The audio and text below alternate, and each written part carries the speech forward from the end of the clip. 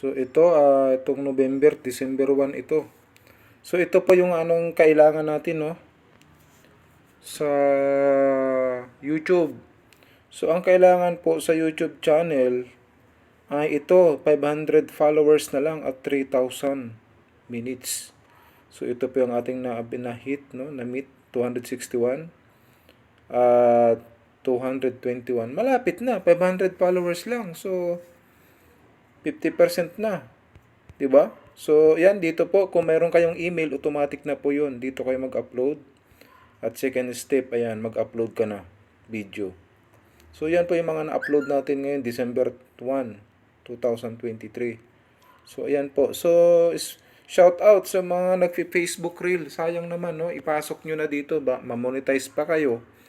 So, at least, ma-monetize kayo sabay-sabay na. Especially si Pastor George, no? Ginawa ko tong video na ito para sa kanya. Ayan. O, ayan si Pastor George, oh. O, ayan, oh. Ayan ang Facebook ni Pastor George, ha. I-follow nyo. Ayan, ha. Masigasig na naglilingkod sa ating Panginoon. Man of God, no? Talagang masigasig, nag-uumapoy sa paglilingkod.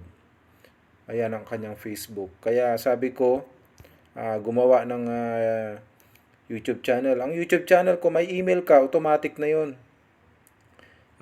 Meron ka ng YouTube channel. Basta't gumagamit ka ng email.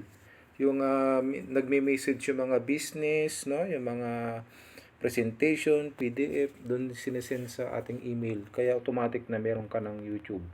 Kung may mga katanungan kayo, pwede kayong mag-comment sa ating video, sa ating vlog na to.